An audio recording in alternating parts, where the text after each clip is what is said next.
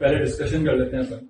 Discussion में exercise 1 part 1 में B1 और B2 इजी क्वेश्चन है, तो आप लोग कर सकते हो। B3 क्वेश्चन देखते हैं। Using vector prove that the mid point of hypotenuse of right angle triangle is equidistant from its vertices. Right angle triangle में मैंने O ऑरिजिन पे ले लिया, A वर्टेक्स A वेक्टर हो गया, B वर्टेक्स B वेक्टर हो गया। तो M जो है वो उसका हाइपोटेन्यूज का मिड पॉइंट है, तो वो हो गया A vector plus B vector by 2। अब आपको साथ में ये 90 डिग्री है, तो एक कंडीशन अपने पास ये हो जाएगी कि A vector plus B vector क्या, A vector dot B vector क्या होगा, 0 होगा आपके पास, क्योंकि दो वेक्टर्स आपस में परपेंडिकुलर होते हैं, तो डॉट प्रोडक्ट उनका 0 मिलेगा आपको। अब ये प्रूव करना है आपको, ये तीनों डिस्टेंसेस जो हैं ये इक्वल होंगे, चाहे आप OM की बात करो, चाहे MB की बात करो, चाहे आप AM की बात कर लो। तो अपन एक एक करके डिस्टेंसेस निकाल लेते हैं। तो modulus of OM vector will be equal to modulus of A vector plus B vector by 2। इसका स्क्वायर कर दो, तो modulus of OM square will be equal to क्या होगा आपके पास 1/4 A vector whole square plus B vector whole square plus 2 times A dot B। A dot B तो अपने पास ये 0 है ही, इसका मतलब यहां से आपके पास OM वेक्टर का स्क्वायर आ गया आपके पास 1/4 mod A square and mod B square. ठीक है, फिर अपन फिर चेक कर लेते हैं यहां से MA स्क्वायर क्या होगा। तो MA वेक्टर इसका स्क्वायर क्या बनेगा, तो MA वेक्टर आपके पास क्या बन जाएगा, A vector minus A vector plus B vector by 2, इसका मॉडुलस का होल स्क्वायर। ये वैल्यू वापस आपके पास क्या आएगी 1/4 modulus of A vector minus B vector का स्क्वायर। इसका भी होल स्क्वायर ओपन करोगे तो ये बनेगा mod A square plus mod B square minus आएगा 2A डॉट B। तो A डॉट B वापस आपके पास फिर 0 हो गया, तो ये वाली वैल्यू क्या आ गई 1/4 mod A square plus mod B square.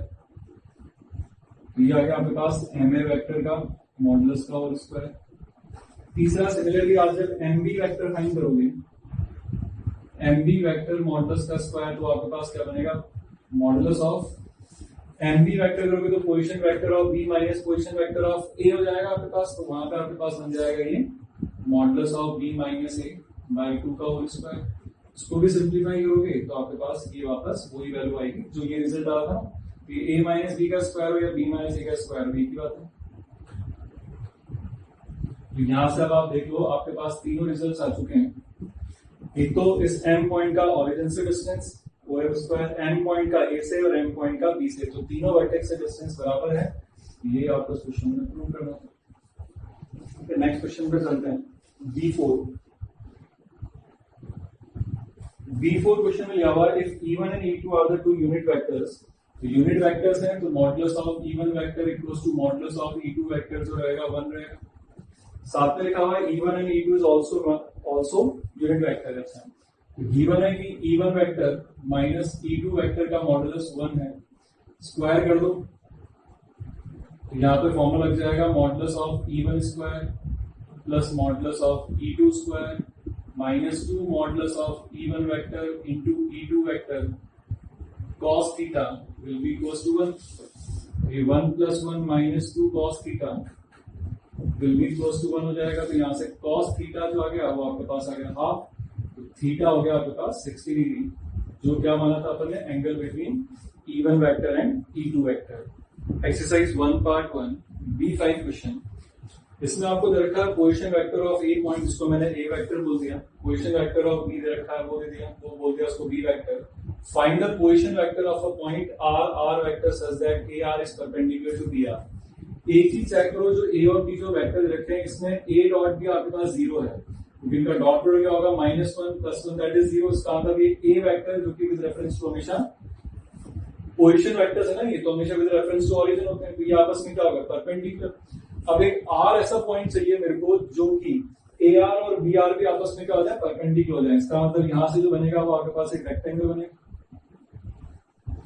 तभी जाके आपके पास ये जो होगा AR और BR क्या रहेंगे, AR वेक्टर और BR वेक्टर आपके पास क्या रहेंगे, RB वेक्टर आपस में परपेंडिकुलर आ जाएंगे। अब इसके कोऑर्डिनेट्स अगर अपने को फाइंड करते हैं तो अपन वापस इसको अगर मैं आर वेक्टर बोल देता हूँ तो एक रिजल्ट क्या हो जाएगा यहाँ से आर इसकी वैल्यू क्या हो जाएगी, अगर ये ए वेक्टर है, ये बी वेक्टर है और ये ऑरिजिन है, तो अपन ये जानते हैं ना कि diagonals of a rectangle, diagonals of a parallelogram bisect each other.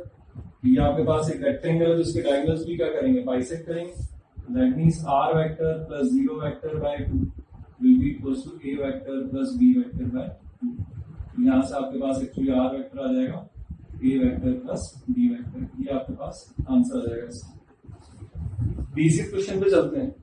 Basic question में आपको दे रखा है if the three successively vertices of a parallelogram have the position vectors this is the slate के पोजीशन वेक्टर्स गिवन। आपको ए में पूछा हुआ है फोर्थ वर्टेक्स क्या होगा, इसका ए पार्ट पूछा हुआ है फोर्थ वर्टेक्स, तो फोर्थ वर्टेक्स वापस वही होगा क्योंकि ये पैरेललोग्राम है, वापस डायगोनल्स बाइसेक्ट ईच अदर। तो इसके पोजीशन वेक्टर अगर मैं मान लेता हूँ कुछ भी ए बी वेक्टर है या आर वेक्टर है फॉर एग्जांपल, और ये अपने पास क्या हो गया, इसको मैं बोल देता हूँ कुछ बी वेक्टर, इसको बोल देता हूँ सी वेक्टर और इसको बोल देता हूँ मैं ए वेक्टर। तो अब अपने पास यहाँ पर जो वैल्यूज हो जाएंगी वो क्या हो जाएगा, आपके पास जो फोर्थ वर्टेक्स फाइंड करने के लिए वापस वही होगा R vector plus B vector by 2 will be equals to A vector plus C vector by 2। यहाँ से आपके पास आर वेक्टर जो होगा वो आ जाएगा A vector plus C vector minus B vector. ये ए पार्ट सॉल्व हो गया। बी पार्ट में आपसे क्या पूछा हुआ है, a vector having the same direction as that of AB vector but magnitude equals to AC vector। तो required जो आपके पास वो वेक्टर बनेगा, उसे मान लेता हूं कुछ P वेक्टर है। तो जो P वेक्टर आपके पास बनने वाला है वो होगा क्या आपके पास, उसका डायरेक्शन तो किसकी तरफ है, AC वेक्टर की तरफ, लेकिन AB वेक्टर की तरफ मैग्नीट्यूड कितनी है, AC वेक्टर की मैग्नीट्यूड है।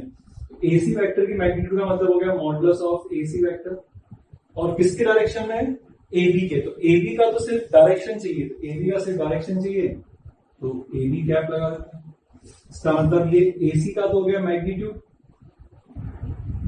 Into AB vector divide by modulus of AB। तो ये आप कैलकुलेट कर लो, मतलब यहां से जो P वेक्टर आपके पास आएगा वो आ जाएगा AC अपॉन AB, जो उनकी साइड की लेंथ हो जाएगी इनटू AB वेक्टर। ये इससे आपका आंसर है।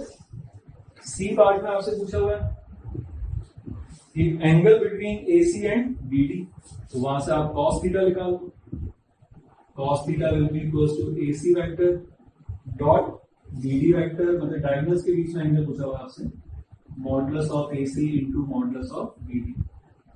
अच्छा, AC वेक्टर अपन कैसे निकालेंगे, ये जो AC वेक्टर निकलेगा तो final vector minus initial vector, तो इनका डॉट प्रोडक्ट AC वेक्टर, फिर BD वेक्टर आ जाएगा position vector of B minus position vector of D, जो आप यहां से आप निकाल चुके हो। ये दोनों का डॉट प्रोडक्ट डिवाइड बाय दोनों डायगोनल्स की लेंथ आप रख दो, तो वहां से आपको एंगल बिटवीन द डायगोनल्स भी मिल जाएगा, जो सी पार्ट में आपसे पूछा हुआ। 1 पार्ट 1 के B7 क्वेश्चन पर आते हैं। B7 क्वेश्चन में आपको लिखा हुआ है, किसी भी आपके पास लिखा हुआ है A vector upon A vector square minus B vector upon B vector square का whole square will be equals to A vector minus B vector divide by mod A vector mod B vector. इसका square आपको prove करना है। तो सबसे पहले तो किसी भी वेक्टर का स्क्वायर का मतलब होता है उसका मॉडुलस। तो हो गया मॉडुलस ए वेक्टर, ये वाली वैल्यू हो गई मॉडुलस ऑफ ए का whole square minus modulus of B upon modulus of B का स्क्वायर, इसका पूरे का होल स्क्वायर हो गया मॉडुलस का। अब यहां पर अपने पास फॉर्मूला लग जाएगा mod of A minus B का होल स्क्वायर। तो वो क्या होता है अपने पास, mod A square that is A square upon ये हो जाएगा मॉड ए का power 4 plus mod B square upon mod B to power 4 minus 2 times a dot b divide by mod a square mod b square. इसमें से एक mod a square और यहां से मॉड b स्क्वायर कट जाएगा, तो यहां बच जाएगा आपके पास mod a square upon mod a square 1 upon mod b square minus 2a dot b divide by mod a square mod b square. इसका एलसीएम लेंगे तो इसमें एलसीएम आ गया आपके पास mod A square mod B square और यहाँ आ जाएगा आपके पास mod A square plus mod B square minus 2 times A dot B. अब देखा जाए तो जो आपके पास न्यूमरेटर में जो लिखा हुआ है तो आपके पास लिखा हुआ है A vector minus B vector का मॉडुलस का whole square divide by mod A square mod B square. तो पूरे को आप लिख सकते हो A minus B divide by mod A mod B पूरे का whole square that is equals to RHS. ये क्वेश्चन आपके पास इस तरीके से प्रूव हो जाएगा। तो सिंपल एक फॉर्मूला यहाँ पे यूज हुआ है ए माइनस बी का whole square that is mod A square plus mod B square minus 2 times mod A dot B. Exercise 1 part 2 पे मूव करते हैं। 1 पार्ट 2 का B1 दे रखा है if a vector A of magnitude 15। तो B1 के अंदर एक वेक्टर है जिसकी मैग्नीट्यूड 50 है और लिखा हुआ है कोप्लेनर विद कोलिनियर और कोप्लेनर एक ही बात है coplanar with B vector. So this implies A vector will be equals to lambda times B vector. This implies mod A square will be equals to lambda square into mod B square.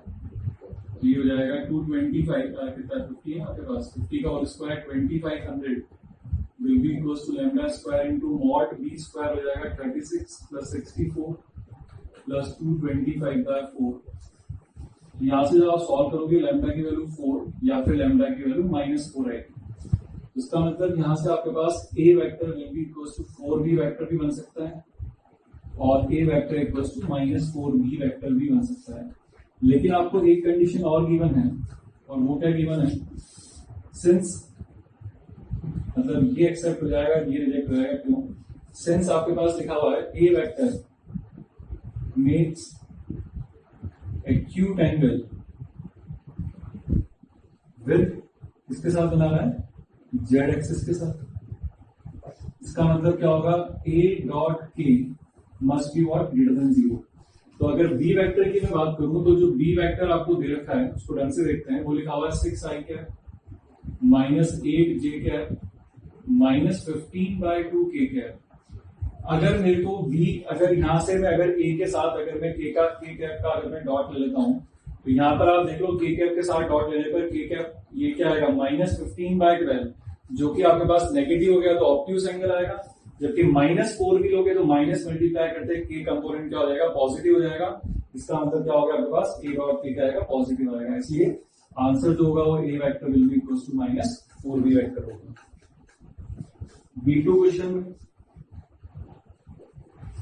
Question में लिया हुआ the set of values of C for which the angle between these two vectors is acute. अगर acute angle है तो दो vector को मैं A और B बोल देता हूं तो एंगल एक्यूट है। इसका मतलब आपके पास दोनों का A डॉट B क्या होगा ग्रेटर देन 0 होगा। A डॉट B निकालते हैं आपके पास यहां पर क्या आएगा cx square plus 12 plus 6cx is greater than 0 for all x belongs to R। ये आपसे पूछा हुआ है। इसका अगर cx square plus 6cx plus 12 is greater than 0 for all x belongs to R। तो यहाँ से दो पॉसिबिलिटी अपन कंसीडर करते हैं। एक तो अगर c 0 हो जाता है तो अच्छा अब अगर c 0 हो गया तो जैसे ही c 0 हुआ ये बना 12 is greater than 0 that is true। therefore c equals to 0 आपको आंसर में लेना पड़ेगा। दूसरा केस लेता हूं c अब 0 नहीं है। जब c 0 नहीं है तो cx square plus 6cx plus 12 is greater than 0 for all x belongs to R। It become a quadratic expression और क्वाड्रेटिक एक्सप्रेशन चाहिए पॉजिटिव हमेशा। तो क्वाड्रेटिक एक्सप्रेशन पॉजिटिव हमेशा तभी होगा जब वो पैराबोला अपवर्ड बनेगा। यहां से कंडीशन आएगी coefficient of x square is greater than 0 and इसका डिस्क्रिमिनेंट जो रहेगा वो लेस देन 0 आएगा। यहां से जब आप सॉल्व करोगे तो c की वैल्यू आपके पास 0 to 4/3 आ जाएगी। ये जो वैल्यू आपके पास 4/3 आई आइदर दिस और दिस दोनों में से पॉसिबिलिटी हो सकती है। ठीक है तो फाइनली अपने पास दिस और इसके साथ जब यूनियन लेंगे तो देयरफॉर आपके पास c की जो वैल्यू आएगी वो 0 to 4/3 आपका आंसर बनेगा। ठीक है 1 पार्ट 2 के B3 पर मूव करते हैं। B3 क्वेश्चन के अंदर आपको दे रखा है कि ए बी सी तो तीन जो वेक्टर्स हैं उनका मैग्नीट्यूड, तो मॉड ए 3 दे रखा है, मॉड बी वेक्टर आपको 4 दे रखा है और मॉड सी वेक्टर आपको 5 दे रखा है। फिर लिखा हुआ फर्दर आपके पास A B, A is perpendicular to B plus C, therefore A dot B plus C 0 होगा। This implies A dot B plus A dot C 0 होगा। फिर B is perpendicular to C plus A, तो B dot C plus A ये भी 0 होगा। इसका मतलब B dot C plus B dot A ये भी 0 होगा। एंड लिखा हुआ है C is perpendicular to A plus B, C dot A plus B भी 0 होगा। यहां से कंडीशन आ जाएगी C dot A plus C dot B equals to 0। तो इन तीनों से अपने को एक चीज पता पड़ती है कि A dot B plus B dot C plus C dot A 0 होगा। मतलब इन तीनों को आप क्या कर दो, ऐड कर दो, तो एक कंडीशन आपके पास ये निकल कर आएगी। क्या पूछा हुआ आपसे, modulus of A plus B plus C क्या होगा। तो since mod A plus mod B plus mod C square होता है आपके पास mod A square plus mod B square plus mod C square plus 2 times A dot B plus B dot C plus C dot A. ये तो 0 हो ही गया। Mod A mod B mod C की वैल्यू पता है, यहां पर रख दो और अंडरवुड ले लो। B4 क्वेश्चन, B4 क्वेश्चन में आपको दे रखा है E1 and E2 are the unit vectors. Modulus of E1 and modulus of E2 1 है आपके पास and are inclined at an angle 2 theta. तो अब ये अगर 2 थीटा पे अगर इंक्लाइन है तो एंगल बिटवीन 2 वेक्टर्स जो आपको दे रखा है, angle between 2 vectors, angle between 2 vectors theta दे रखा है and it lies between 0 to pi. इसका मतलब आपके पास यहां पर जो थीटा होगा it lies between 0 to pi by 2। और आपको रीजन दे रखा है कि थीटा 0 टू पाई होगा, लेकिन आपसे सीधा सा कह रखा है कि एंगल बिटवीन 2 वेक्टर्स 2 थीटा है। और अपन जानते हैं कि वेक्टर्स के बीच में कोई भी एंगल हो 0 और पाई के बीच में ही रहता है, तो थीटा 0 टू पाई बाय 2 आ गया अपने पास। फिर पूछा हुआ है, अच्छा, और एक कंडीशन दे रखी है E1 minus E2 modulus will be less than 1। इसका स्क्वायर कर दो, तो modulus of E1 vector minus E2 vector का whole square is less than 1। That means E1 square 1 plus modulus of E2 square 1 minus 2 times modulus of E1 1 into modulus of E2 1 into cos of 2 theta, क्योंकि दोनों के बीच में angle 2 theta which is less than 1। यहां से ये 1 तो आपके पास कट ही गया, तो cos 2 थीटा जो हो गया आपके पास क्या आ गया, ये हो जाएगा तो आपके पास ग्रेटर देन 1/2। यहां से आप थीटा की रेंज निकाल लेना, तो ध्यान रखना थीटा 2 थीटा की रेंज आ जाएगी, तो थीटा जो चाहिए 0 टू पाई बाय 2 में आना चाहिए, तो उसके अकॉर्डिंग आप फिर उसमें ऑप्शन चेक कर लें। 1 पार्ट 2 B5 जो क्वेश्चन है ये जे में भी आया हुआ क्वेश्चन है। ध्यान रखना आप इस क्वेश्चन को क्या चीजें देखो समझते हैं। ABCD आर द 4 पॉइंट जिनके पोजीशन वेक्टर्स गिवन है और ट्राइंगल ABC के बारे में आपसे पूछा हुआ है कि यहाँ पर ABC जो ट्राइंगल है उसमें आपके पास इनके पोजीशन वेक्टर्स गिवन है, A vector, B vector, C vector और D कोई भी पॉइंट है D वेक्टर। तो फर्दर पूछा हुआ है कि D इस ट्राइंगल के लिए क्या होगा आपके पास। जो कंडीशन गिवन है उसको देखते हैं अपन, क्या कंडीशन गिवन है अपने पास। कंडीशन गिवन है अपने पास A vector minus B vector dot with B vector minus C vector will be equal to 0। अच्छा, वेक्टर जब अपन लिखते हैं तो अपन फाइनल माइनस इनिशियल लिखते हैं, तो ये A vector minus B vector क्या बनेगा आपके पास BA वेक्टर डॉट ये फाइनल माइनस इनिशियल तो CB vector is equal to 0। तो DA ये वेक्टर हो गया DA is perpendicular to CB, ये हो गया CB। ये एंगल 90 डिग्री आपके पास इस रिजल्ट से। एंड एक और जो कंडीशन है वो आपके पास क्या है, B minus D dot with C minus A is again 0। वापस ये भी final vector minus initial vector तो ये बन जाएगा DB vector dot final minus initial, तो AC vector is equal to 0। तो फिर वापस DB और AC परपेंडिकुलर होंगे, तो इस बार जो DB वेक्टर बनेगा वो DB वेक्टर आपके पास ये हो जाएगा, और AC वेक्टर ये वाला हो जाएगा, तो ये आपके पास ये भी 90 डिग्री आ गया। तो अब अगर देखा जाए तो आपके पास यहां पर क्या हो रहा है,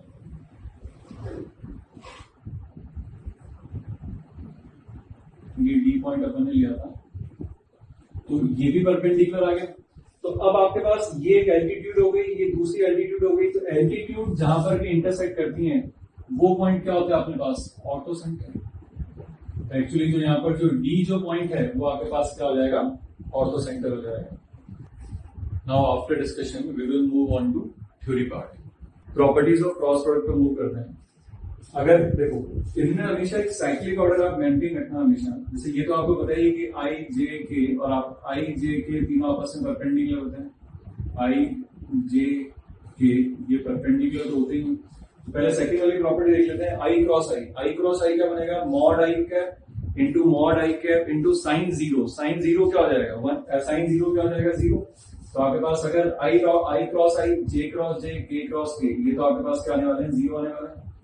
और जब आप I क्रॉस J करोगे, तो जैसे I क्रॉस J करा तो वेक्टर ये बाहर आएगा, तो आएगा तो वो भी क्या है, यूनिट वेक्टर ही, क्योंकि I क्रॉस J की वैल्यू क्या होगी आपके पास, mod I cap into mod J cap into sine 90, और unit vector perpendicular to I and J, तो वो बाहर आ जाएगा आपके पास K cap.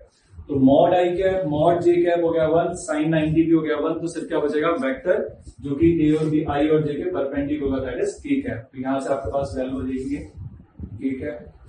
J cross I करोगे, तो J क्रॉस I करोगे तो आपके पास क्या आएगा, K वेक्टर इधर ऊपर है ना, तो जब आप ये करोगे तो इधर I कैप आ जाएगा, और K क्रॉस I करोगे तो आपको J कैप मिल जाएगा। इनके लिए हमेशा आप क्या करना है, एक साइक्लिक ऑर्डर हमेशा आप मेंटेन रखना कि जब भी आपको तीन वेक्टर से I J K का क्रॉस प्रोडक्ट लेना हो तो एक साइक्लिक ऑर्डर मेंटेन कर लो आप लोग। I cap, J cap, K cap, anti clockwise order में आप ये साइक्लिक ऑर्डर मेंटेन कर लो। जब आप I क्रॉस J लिखोगे तो आंसर K आ जाएगा, K क्रॉस J लिखोगे तो आंसर I आ जाएगा, और K क्रॉस I लिखोगे तो आंसर J आ जाएगा। जैसे आपने एंटी क्लॉकवाइज का क्लॉकवाइज करा वो माइनस टाइम्स बाहर आ जाएगा। क्यों, थर्ड प्रॉपर्टी समझते हैं, A क्रॉस B और B क्रॉस से बराबर नहीं होते हैं, तो कम्यूटेटिव लॉ क्रॉस प्रोडक्ट में फॉलो नहीं होता, डॉट प्रोडक्ट में फॉलो होता है। यहाँ पर क्या होगा, A क्रॉस B का, जैसे I क्रॉस J का डायरेक्शन बाहर है, तो आप जब J क्रॉस I करोगे तो डायरेक्शन कैसे जाएगा, अंदर से जाएगा, मैग्नीट्यूड सेम आएगी लेकिन डायरेक्शन एग्जैक्ट अपोजिट होगा, तो A cross B minus times B cross A आएगा। तो इसलिए यहाँ पर बोल रहा हूँ कि जैसे ही साइक्लिक ऑर्डर जो आपने बनाया है, एंटी क्लॉकवाइज ऑर्डर में आपने साइक्लिक ऑर्डर बनाया, ठीक है, तो जब आप I क्रॉस J करोगे तो K आ जाएगा, लेकिन आप कभी भी आप अगर J क्रॉस I करोगे तो उल्टी साइकिल चलेगी, तो माइनस टाइम्स K कैप आ जाएगा आपके पास। नेक्स्ट प्रॉपर्टी, अगर M आपके पास कोई भी स्केलर है तो M times A cross B को अपन, M स्केलर है तो उसको आप A से मल्टीप्लाई कर सकते हो या B से मल्टीप्लाई करके उसके क्रॉस प्रोडक्ट फाइंड कर लो। फिफ्थ प्रॉपर्टी देखते हैं, अगर A cross B cross C लिखा हुआ है तो अपन देखिए, स्केलर तो आपने को पता है डॉट प्रोडक्ट में तो A डॉट B और B डॉट A बराबर होते हैं, लेकिन यहां पर A जो क्रॉस है ये पोस्ट मतलब प्री से क्रॉस हो रहा है, तो ये इसी फॉर्म में लिखा जाएगा, A vector cross B vector, sorry यहां पर प्लस आएगा, और A cross B plus A cross C। Similarly A cross यहां पर पोस्ट में है तो पोस्ट से ही क्रॉस होगा, B cross A plus C cross A। तो ये चीज ध्यान रखना कि दो वेक्टर अगर आपके पास क्रॉस प्रोडक्ट की फॉर्म में लिखे हुए हैं तो आप वो प्री में क्रॉस हो रहे हैं या फिर पोस्ट में है, तो उसी के अकॉर्डिंग आप लिखोगे। A यहाँ पर प्री में क्रॉस हो रहा है तो A cross B plus A cross C, यहाँ पर पोस्ट में हो रहा है तो B cross A plus C cross A ही रहेगा आपके पास। Next, if A and B are two non-zero vectors, then A cross B अगर null vector हो गया तो ऐसा कब होगा, वापस देखें तो mod A mod B sine theta n cap, sine theta 0 अगर हो गया तो साइन थीटा 0 कब होगा आपके पास, जब A और B के बीच में क्या होगा, एंगल क्या होगा, 0 या 180 होगा। इसका मतलब यहां से सीधा सा अपन बोल सकते हैं कि A vector is parallel to, is A vector and B vector are parallel parallel को अपन और क्या बोलते हैं, और कोलिनियर भी तो बोलते हैं। तो अगर आपके पास कोई भी एक वेक्टर अगर दूसरे के पैरेलल है तो अपन देयरफॉर एक इंपॉर्टेंट रिजल्ट यहां से लिखेंगे कि कभी भी आपके पास A क्रॉस B अगर आपके पास नल वेक्टर हो जाता है तो अपन पैरेलल है तो उसका किसी भी एक वेक्टर को लैम्डा टाइम्स B वेक्टर अपन हमेशा लिख सकते हैं, जहां पर लैम्डा आपके पास क्या है, कोई भी स्केलर होगा। ये एक इंपॉर्टेंट रिजल्ट है, ये ध्यान रखना, ये रिजल्ट इंपॉर्टेंट है कि A क्रॉस B अगर 0 आ जाता है तो इसका मतलब अपन क्या करेंगे, किसी भी एक वेक्टर को लैम्डा टाइम्स दूसरा वेक्टर पर लिख सकते हैं, क्योंकि इस केस में वेक्टर्स क्या हो जाएंगे, पैरेलल या कोलिनियर। और ये अपन पैरेलल वेक्टर में पढ़ चुके हैं कि अगर दो वेक्टर्स पैरेलल या कोलिनियर होते हैं तो किसी भी एक को लैम्डा टाइम्स दूसरे वेक्टर की फॉर्म में आप रिप्रेजेंट कर सकते हो। 7 angle between the two vectors, एक अपन ने cos थीटा भी लिखा था, वो किसकी टर्म्स में लिखा था, जब आपको डॉट प्रोडक्ट पता था। अब आपको अगर क्रॉस प्रोडक्ट पता है तो A क्रॉस B होता है mod A mod B sine theta n cap, दोनों तरफ मॉडुलस ले लो तो साइन थीटा की वैल्यू आ जाएगी mod A cross B divide by mod A mod B। Next 8th property, अच्छा A क्रॉस B जो अपन ने लिखा था तो वो होता क्या है, उसमें लास्ट में एन कैप आता है। वो एन कैप क्या होता है, वेक्टर जो कि A और B दोनों के परपेंडिकुलर है। तो अगर अपन वही वेक्टर फाइंड करना चाहें कि unit vector perpendicular to both A vector and B vector, तो A क्रॉस B तो आपको वेक्टर मिलेगा उन दोनों के परपेंडिकुलर, लेकिन यूनिट वेक्टर चाहिए तो उसकी मैग्नीट्यूड से क्या कर दो, आप डिवाइड कर दो। तो यूनिट वेक्टर A और B के परपेंडिकुलर जब भी चाहिएगा तो A cross B divide by mod of A cross B, plus minus का साइन इसलिए क्योंकि वो A क्रॉस B आर हो या B क्रॉस A हो, वो वेक्टर क्या रहेगा, A और B दोनों के परपेंडिकुलर ही रहने वाला है। ठीक है, तो ये तो अपने पास ये 8 प्रॉपर्टीज हुई, और प्रॉपर्टीज देखते हैं।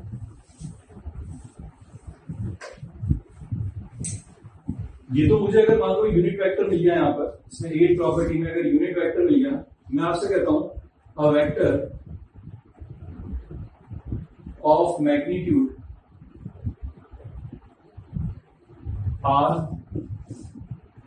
And perpendicular to both A vector and B vector, क्या होगा वो, वेक्टर की मैग्नीट्यूड R है और परपेंडिकुलर है A और B दोनों के। तो परपेंडिकुलर यूनिट वेक्टर तो अपने को पता है, ये वेक्टर जो आएगा परपेंडिकुलर है A और B दोनों के, लेकिन इसकी मैग्नीट्यूड कितनी है, 1 यूनिट। अब आपको मैग्नीट्यूड चाहिए R, तो that will be equals to R into n cap. तो this implies R n cap जो रहेगा एक वेक्टर होगा जिसकी मैग्नीट्यूड R होगी और A और B दोनों के क्या रहेगा, perpendicular, that is plus minus R into A cross B divide by modulus of A cross B। ठीक है, ये आपके पास vector perpendicular to both A and B and of magnitude R की वैल्यू होगी। 10th प्रॉपर्टी, अपन ने एरिया ऑफ ट्रायंगल लिखा था। अगर आपको 3 वर्टेक्स अगर पता है A B C, तो इसको मैं अगर पोजीशन वेक्टर A वेक्टर, इसका पोजीशन वेक्टर B वेक्टर, इसका पोजीशन वेक्टर अगर मैं C वेक्टर बोल देता हूं तो अपने पास एरिया ऑफ ट्रायंगल क्या आएगा आपके पास,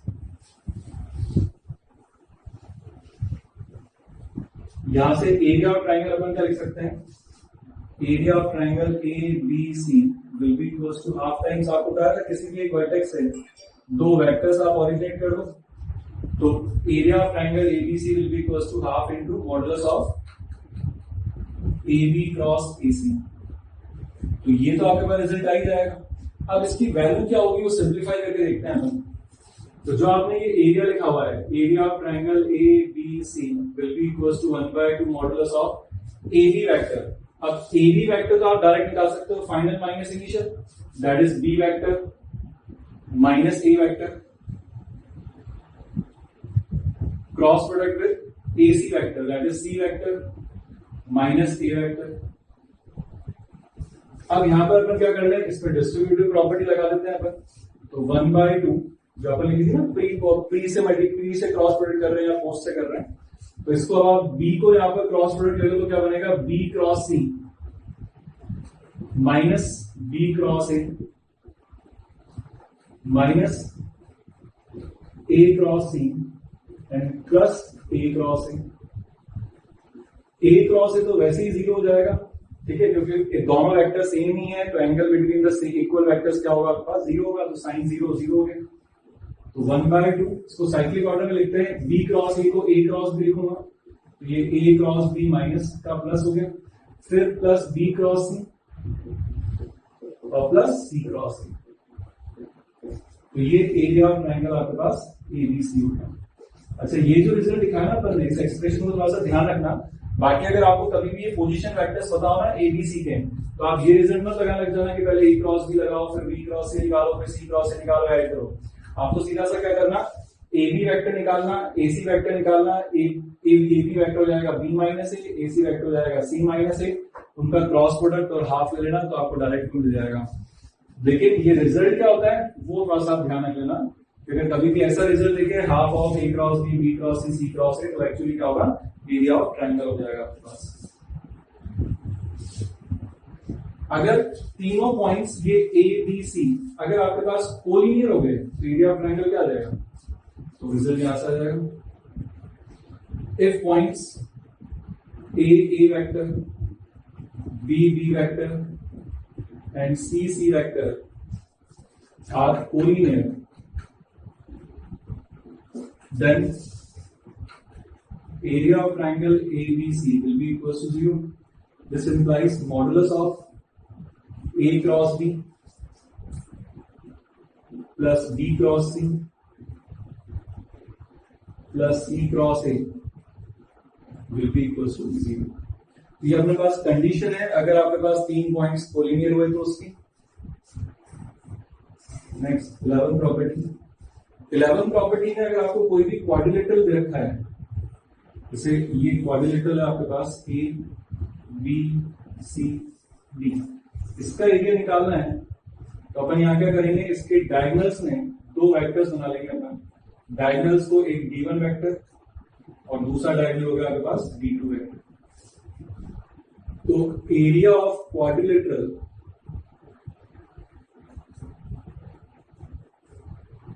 will be equals to 1/2 modulus of D1 vector cross D2 vector। अब ये क्वाड्रिलेटरल अगर आपके पास पैरेललोग्राम है तो अपन एरिया ऑफ पैरेललोग्राम भी लिख चुके हैं, modulus of A cross B। लेकिन वो modulus of A cross B, उसमें A वेक्टर और B वेक्टर क्या होते हैं, अगर पैरेललोग्राम की बात करूं तो आपके पास एडजेसेंट साइड्स होती हैं। लेकिन अगर पैरेललोग्राम में भी अगर आपको एडजेसेंट साइड्स नहीं देकर अगर आपको डायगोनल्स दे रखे हैं तो वापस आप ये वाला फॉर्मूला वहां पे भी लगा लो, क्योंकि पैरेललोग्राम भी क्या है, एक क्वाड्रिलेटरल ही तो है आपके पास। तो ये एरिया ऑफ क्वाड्रिलेटरल आपके पास वैल्यू, एरिया ऑफ क्वाड्रिलेटरल की वैल्यू होगी। अब अपने पास ये तो अपन ने देख लिया कि ए बी क्रॉस ए सी आपके पास रिजल्ट आ गया, लेकिन जैसे अपन ने ए डॉट बी की वैल्यू निकाली थी A1 A2 plus B1 B2 plus C1 C2, उसी फॉर्म में ए क्रॉस बी की वैल्यू क्या आती है वो समझते हैं, वो देखते हैं।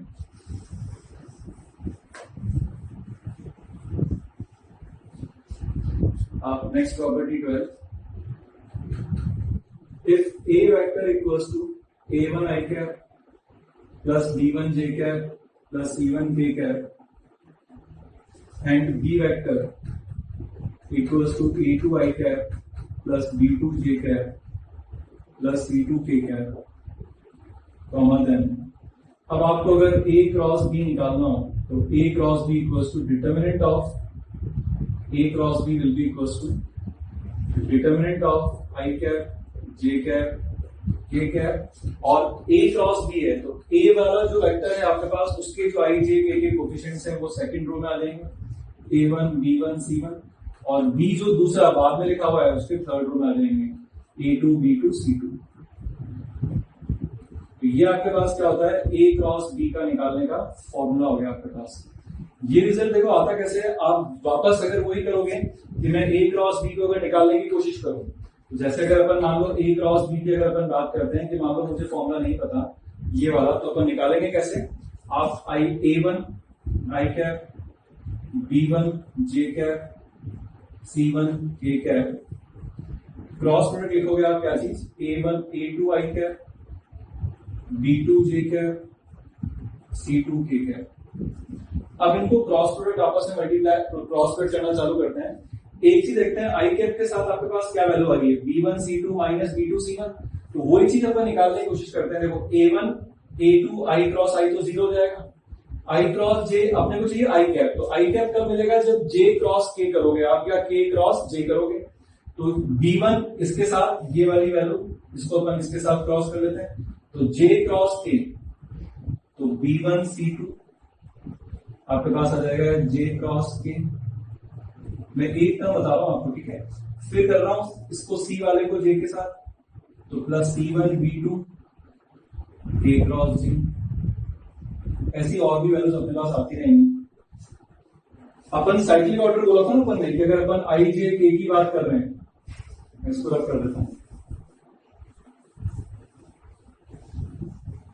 अगर अपन साइक्लिक ऑर्डर में अपन ने बोला था कि अगर ये साइक्लिक ऑर्डर आप मेंटेन रखते हो आई जे और के एंटी क्लॉकवाइज ऑर्डर के अंदर, तो आपके पास के जे क्रॉस के लिखा हुआ है, तो जे क्रॉस के तो ऑर्डर में, तो ये तो बन जाएगा आई कैप, B1 C2 ये हो जाएगा आई कैप, और के क्रॉस जे जब करोगे तो उल्टा चल रहा है, ये बन जाएगा माइनस आई कैप, ये बन जाएगा माइनस C1 B2 आई कैप। ऐसे ही आपके पास तो जे कैप के साथ आ जाएगा और ऐसे आपके साथ के कैप के साथ भी आएगा। तो यहां से आप देखो आई कैप के साथ जब आप डिटरमिनेंट एक्सपेक्ट करोगे तो क्या आएगा, B1C2 माइनस B2C1, तो ये आ गया B1C2 माइनस B2C1, वो रिजल्ट लिखा हुआ है। तो उसको बार बार अपन ये चीज नहीं यूज करके डायरेक्ट, अब अगर आपके पास दो वेक्टर्स का क्रॉस प्रोडक्ट पूछा जाता है तो आप फर्स्ट 3/3 का डिटरमिनेंट बनेगा, इसमें फर्स्ट रो में आई cap j cap k cap, second row में जो पहला वेक्टर लिखा हुआ है उसके एलिमेंट्स, थर्ड रो के अंदर जो दूसरा वेक्टर लिखा हुआ है उसके एलिमेंट्स आ जाएंगे आपके पास। इसको सिंप्लीफाई करोगे तो आपके पास ए क्रॉस बी की वैल्यू मिल जाएगी आपके पास। Next property,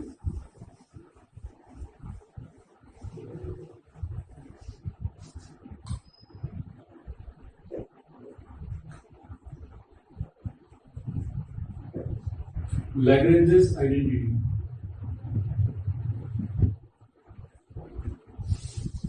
LAGRANGES identity. Lagrange's identity क्या है, relation between cross product and dot product, ये आपके पास Lagrange's आइडेंटिटी होती है। जैसे अपने को बताया कि cos थीटा जो होता है वो आपके पास क्या होता है, A vector dot B vector, इधर लिख लेता हूं मॉड ए मॉड बी, ये वैल्यू होती है। साइन थीटा क्या बनता है अपने पास, mod A mod B sine theta will be equals to modulus of A cross B, ये होता है। इनको स्क्वायर करके ऐड कर दो, स्क्वायर करके जब आप ऐड करोगे तो इधर बन जाएगा mod A square mod B square, common आ गया cos square plus sine square 1 हो गया, तो ये वैल्यू आ गया आपके पास mod A square mod B square equals to A dot B whole square plus modulus of A cross B whole square. तो इसका मतलब यहां से आपके पास रिजल्ट आ गया ए क्रॉस बी का मॉडुलस का whole square will be equals to mod A square into mod B square minus A dot B का होल स्क्वायर। ये एक्चुअली Lagrange's आइडेंटिटी है, that which is a relation between dot product and cross product. और sine theta cos theta, जहां से आपके पास dot product की definition cross product की डेफिनेशन में साइन कॉस आता ही है, स्क्वायर करके ऐड कर दोगे तो ये आपको Lagrange's आइडेंटिटी मिल जाएगी। तो ये ज्यादातर जब यूज होती है जब आपको क्रॉस प्रोडक्ट और डॉट प्रोडक्ट में कहीं ना कहीं रिलेशन आपस में निकालने की जरूरत पड़ेगी। तो ये प्रॉपर्टीज होगी अपने पास क्रॉस प्रोडक्ट की, क्रॉस प्रोडक्ट हो या डॉट प्रोडक्ट हो, इनकी प्रॉपर्टीज काफी इंपॉर्टेंट है क्योंकि क्वेश्चंस इनके प्रॉपर्टीज पर ही खूब बनते हैं। क्योंकि डॉट प्रोडक्ट निकालना क्रॉस प्रोडक्ट निकालना तो आसान है, लेकिन प्रॉपर्टीज याद रखकर उन पे बेस पे क्वेश्चन जो आएंगे वो इंपॉर्टेंट होंगे। तो प्रॉपर्टीज अच्छे से याद कर लेना आप लोग। अब अपन क्रॉस प्रोडक्ट के क्वेश्चन पर आते हैं। वेक्टर प्रोडक्ट की प्रॉपर्टीज पढ़ने के बाद अब अपन आते हैं इसके क्वेश्चन पर। Find the vector of magnitude 9 which is perpendicular to both the vectors A vector and B vector. तो सबसे पहले तो अगर अपने को यहाँ पर कोई भी वेक्टर चाहिए जो कि ए और बी दोनों के परपेंडिकुलर है, तो सबसे पहले तो अपन बात करें तो अपने को vector perpendicular to A vector and B vector will be equals to A cross B, plus minus ले लेते हैं क्योंकि कोई सा भी डायरेक्शन हो, इस साइड हो या अंदर हो, आपके पास परपेंडिकुलर तो रहेगा ही रहेगा। तो this implies unit vector perpendicular to a vector and b vector will be equals to, अगर मैं n cap बोल देता हूं तो this is n cap will be equals to plus minus a cross b divided by modulus of a cross b।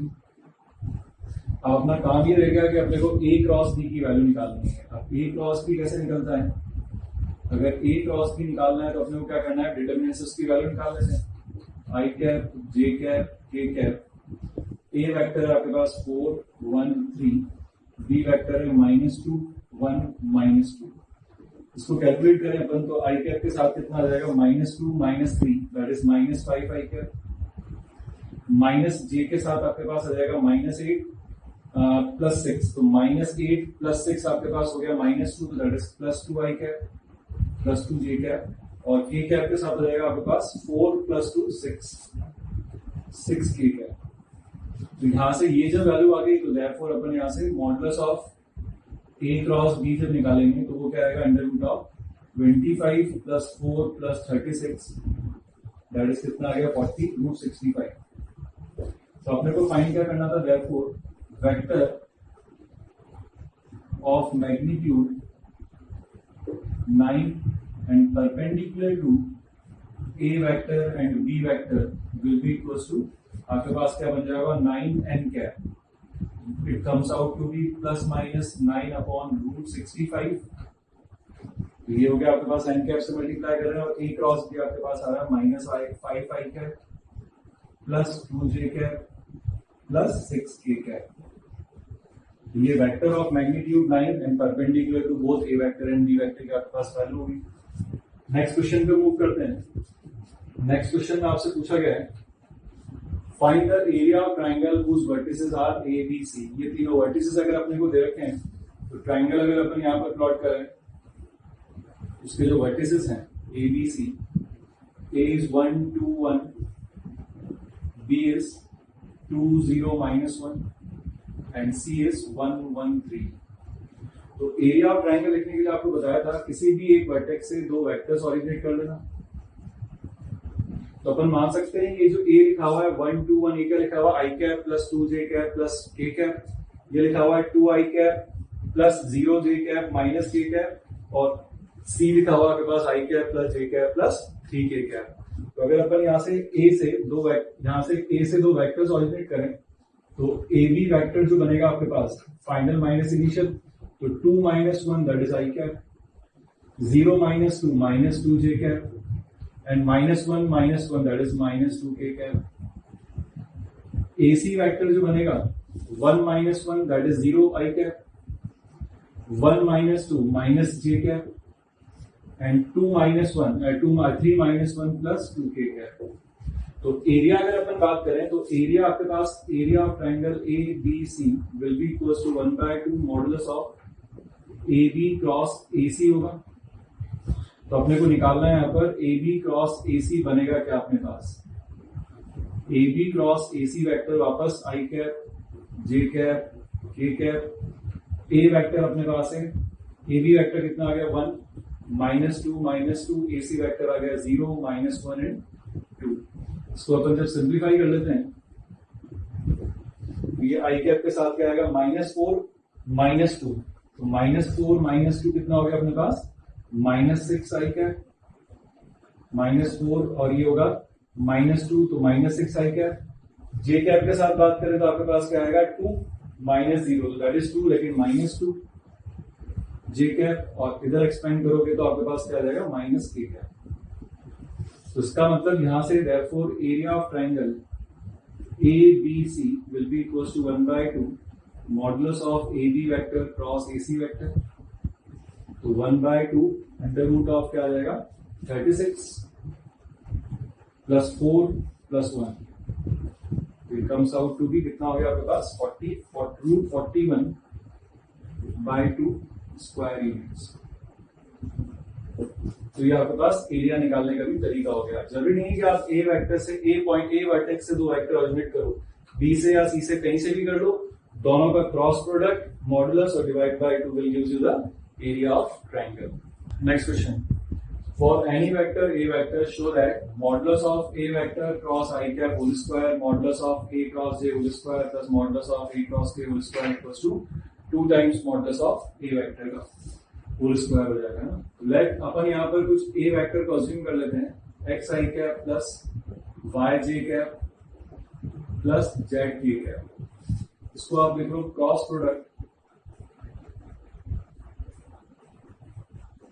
Product with i cap.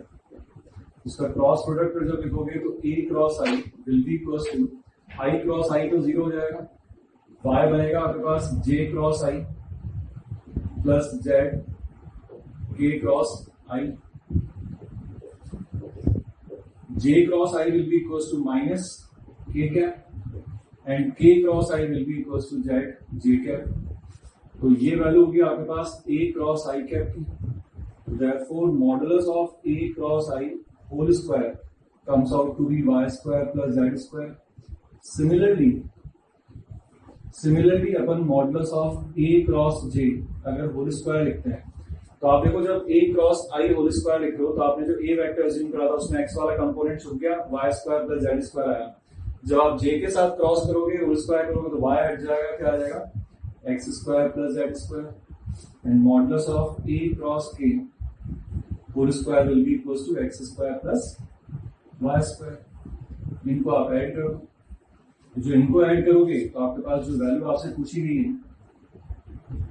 a cross i whole square plus a cross j whole square plus a cross k whole square will be equals to 2 times x square plus y square plus z square.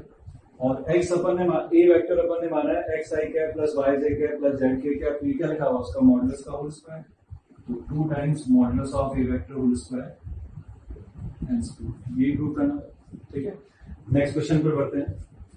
Show that the perpendicular distance of a point c, इसका position vector c दे रखा है, from line joining the points a vector and b vector is given by this formula. तो अब अपन ये किस तरीके से निकालेंगे, देखो कि अगर मेरे पास ये लाइन ज्वाइनिंग, अगर ये a पॉइंट है जिसका position vector a vector given है, ये b पॉइंट है जिसका position vector b vector given है, जहां पर कोई भी पॉइंट c है जिसका position vector c vector given है, इससे कह रहा है कि परपेंडिकुलर डिस्टेंस जो है इसका ये आपको कैलकुलेट करने के लिए कहा गया है. मैं क्या करता हूं, इस a पॉइंट को c से ज्वाइन कर देता हूं और b पॉइंट को भी c से ज्वाइन कर देता हूं. तो ये क्या बन गया आपके पास, ट्राइंगल बन गया.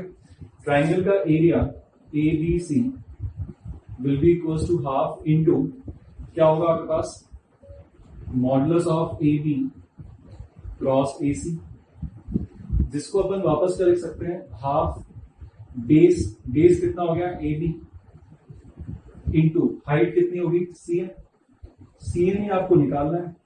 और ये रिजल्ट अपन ने जो प्रॉपर्टीज लिखी थी कि अगर आपको किसी भी ट्राइंगल के तीनों पोजीशन वेक्टर्स बताएं वर्टिसेस के, ये वाली वैल्यू क्या आती है, modulus of A cross B plus B cross C plus C cross A. इसमें ये तो वैल्यू घटी गई.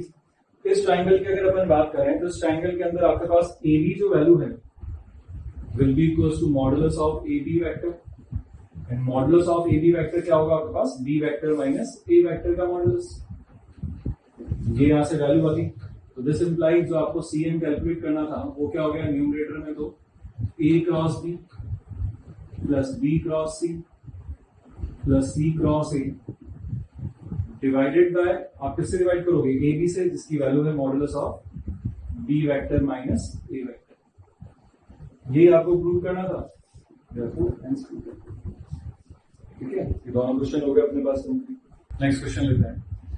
If A vector B vector and C vector तीन वेक्टर गिवन है, then determine the vector R vector, मतलब नल वेक्टर नहीं है, R is vector is not equals to null vector, satisfying the condition R cross A equals to R cross B equals to C cross B and R vector and A vector are perpendicular. तो सबसे पहले तो आप एक result ही ध्यान रखो कि कभी भी आपके पास दो वेक्टर का क्रॉस प्रोडक्ट LHS में, दो वेक्टर का क्रॉस प्रोडक्ट अगर RHS में लिखा हुआ है जिनमें एक वेक्टर कॉमन है B वेक्टर, तो पहले आप इसको एक तरफ लेकर आओ. ये बनेगा R vector cross B vector minus C vector cross B vector equals to 0. फिर अब जो कॉमन वाला वेक्टर है वो दोनों में पोस्ट में या दोनों में एक साथ प्री होना चाहिए. यहाँ पर पोस्ट में क्रॉस प्रोडक्ट है दोनों में B वेक्टर, उसको बाहर निकाल लेता हूँ, तो उसको लिख लेता हूँ R vector minus C vector cross product will be equals to 0. ये 0 वेक्टर हो गया. अब आपने को बताया कि दो वेक्टर का क्रॉस प्रोडक्ट आपके पास 0 कब होता है, this implies R vector minus C vector is parallel to B vector. This further implies R vector minus C vector will be equals to what? Lambda times B, where lambda is any scalar. This implies R vector comes out to be C vector plus lambda times B vector. जब मुझे lambda मिल जाएगा तो मेरे को वहां से क्या मिल जाएगी, बी और सी तो अपने को पता ही है, तो आर वेक्टर की वैल्यू आ जाएगी आपके पास। इसको फर्स्ट इक्वेशन बोल देता हूं। अब again since R vector and A vector are perpendicular, therefore r dot a will be equals to what, 0। इसका मतलब ये होगा this implies dot product equation 1 with a vector।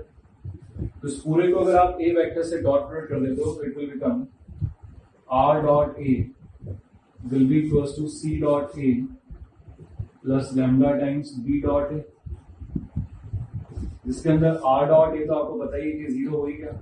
c dot A निकालना है आपको, तो वो क्या बनेगा, a1 a2 that is 8 plus b1 b2 0 है और c1 c2, तो कितना हो गया 8 plus 7 that is 15 plus lambda times b dot A, तो b डॉट ए मतलब इन दोनों का डॉट करना है तो 2 plus 1 3, so lambda comes out to be -5। ये जो लैम्डा की वैल्यू आई है पुट इन 1। फर्स्ट इक्वेशन में जैसे आप पुट करोगे लैम्डा की वैल्यू -5, तो यहां से आपके पास आर वेक्टर आ जाएगा। सी वेक्टर की वैल्यू रख देते हैं अपन 4i cap plus 3j cap plus 7k cap, और लैम्डा की वैल्यू -5 है तो उसको -5 बी वेक्टर से मल्टीप्लाई कर देते हैं, तो आपके पास क्या हो जाएगा वो -5 times i cap plus j cap plus k cap, और सिंप्लीफाइंग आपके पास आर वेक्टर क्या आ जाएगा 4 - 5 that is -i cap, 3 - 5 that is -2j cap, and 7 - 5 that is plus 2k cap. ये आपके पास इसका आंसर आएगा। तो ये रिलेशन इंपॉर्टेंट है। मैं फिर बोल रहा हूँ, कभी भी आपके पास ऐसा कोई वेक्टर दिखे जहां पे LHS RHS में दो वेक्टर का क्रॉस प्रोडक्ट दिख रहा है जिसमें से एक वेक्टर कॉमन है, तो सबसे पहला काम ही करना, कॉमन वेक्टर को आप या तो दोनों में पोस्ट में या दोनों में प्री में होना चाहिए। जैसे यहाँ पर दोनों में पोस्ट में लिखा हुआ है बी वेक्टर, तो बी वेक्टर जैसे ही कॉमन हो गए r - c क्रॉस b 0 हो गया, तो जैसे ही दो वेक्टर का क्रॉस प्रोडक्ट 0 हुआ, पैरेलल का मतलब एक वेक्टर को लैम्डा टाइम्स लिखा, ये कंडीशन आ गई। दूसरी कंडीशन यूज करके मैंने लैम्डा की वैल्यू निकाल दी, तो क्वेश्चन आपके पास सॉल्व हो गया। Next question, let OA vector, A vector, OB vector, tan A vector plus 2B vector and OC vector equals to B vector, where O is the origin. So let P denotes the area of quadrilateral OABC and Q denotes the area of parallelogram with OA vector and OC vector as adjacent sides. Prove that P equals to 6Q. ये आपको prove करना है। सबसे पहले तो area of parallelogram की अगर मैं बात करूं, जो आपको एरिया ऑफ पैरेललोग्राम कितना होगा आपके पास, मॉडुलस ऑफ एडजेसेंट साइड्स कौन सी है उसकी, ए और बी, ओए ओबी, तो ओए क्रॉस ओसी, ओ दे रखा है ए, तो ये हो गया आपके पास modulus of A cross B. This implies जो आपको पी जो दे रखा है मतलब क्यू, तो Q will be equals to what, A cross B का मॉडुलस। ये एक रिजल्ट तो आपके पास आ गया एरिया ऑफ पैरेललोग्राम वाले से जो अपन ने पढ़ा था। अब ये कह रहा है कि क्वाड्रिलेटरल बनाओ आप OABC, तो ये OABC अपन ये क्वाड्रिलेटरल बना देते हैं, ये OAB एंड सी है, OABC, ये आपके पास क्वाड्रिलेटरल हो गया। अब क्वाड्रिलेटरल के बारे में मुझे पता है, ये तो ऑरिजिन है, तो ये तो आपके पास 0 हो ही जाएगा। ये दे रखा है आपको OA वेक्टर दे रखा है अपने को A वेक्टर, OC वेक्टर दे रखा है आपको B वेक्टर, और OB वेक्टर आपको दे रखा है सीधा सा directly 10 A vector plus 2B vector, ये आपको गिवन है क्वेश्चन के अंदर। क्वाड्रिलेटरल का एरिया अगर अपन बात करते हैं तो क्वाड्रिलेटरल का एरिया क्या होता है, 1/2 D1 क्रॉस D2 का मॉडुलस। एक डायगोनल तो दे दिया, दूसरा डायगोनल और निकाल लेते हैं। ये अगर ऑरिजिन है, ये ए वेक्टर है, तो इसका ये पोजीशन वेक्टर क्या हो जाएंगे इसके, ए वेक्टर, वापस इसके पोजीशन वेक्टर हो जाएंगे बी वेक्टर, तो दूसरा वेक्टर जो मिल जाएगा वो आपको क्या मिल जाएगा, A vector minus B vector. तो ये हो गया एक डायगोनल D1 वेक्टर, ये हो गया दूसरा डायगोनल D2 वेक्टर। तो therefore area of quadrilateral OABC will be equals to 1/2 modulus of D1 cross D2। ये अपने पास एरिया ऑफ क्वाड्रिलेटरल वाले फॉर्मूले से अपन ने लिख दिया। d1 d2 पता है, यहां पर रख देते हैं 1/2 d1 हो गया आपके पास 10a vector plus 2b vector, cross product with d2 आपके पास कितना है, a vector minus b vector. इसको डिस्ट्रीब्यूटिव, और ये अपने को दे रखा है आपको क्वेश्चन में p दे रखा है ना, तो ये p की वैल्यू आ रही है। यहां से अपन इसको डिस्ट्रीब्यूटिव प्रॉपर्टी से अपन ओपन कर ले तो 10a vector cross a vector 0 हो जाएगा, 10a vector cross minus b तो माइनस 10a क्रॉस b।